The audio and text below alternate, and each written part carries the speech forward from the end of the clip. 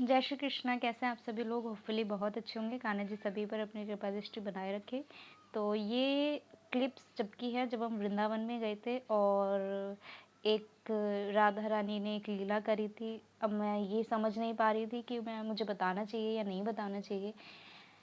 इसमें एक महिला से जुड़ी एक जो है बताया गया है उन्हें, तो वो मुझे लगा ज़रूरी है बताना, तो मैं यहाँ पे बता रही हूँ। कुछ दिन पहले की ये बात है। अब मुझे बार-बार अंदर से लग रहा है, हो सकता है उनके लिए कुछ संदेश हो, जिसके लिए प्रभु निमित्त मुझे मान रहे हों, तो सुनिएगा।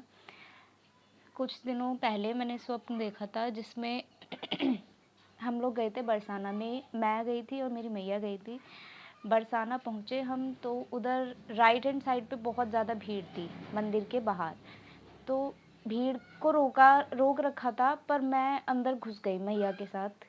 घुस गई तो अंदर देखा कि मंदिर के प्रांगण में बहुत सारे संत जो हैं विश्राम कर रहे हैं, विश्राम अवस्था में हैं। मैं घुस जाती हूँ और देखती हूँ जैसे एक रूम का गेट होता है ना, सपोज़ कीजिए उसके 2 पार्ट्स कर दें, तो नीचे ऐसे में दर्शन हो रहे थे राधा वल्लभ जी के और ऊपर विराजित थी हमारी लाडली जी सरकार।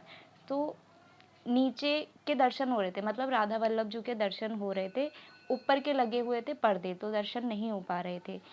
तो इतने में ही दर्शन खुल जाते हैं, मैं दर्शन करती हूँ, प्रणाम करती हूँ राधा रानी को और मैं देखती हूँ कि एक जो स्त्री है, जो महिला है, वो मेरी मैया से बात कर रही हैं कि मेरी बेटी तो अब नहीं है, क्या करूँ अब मैं?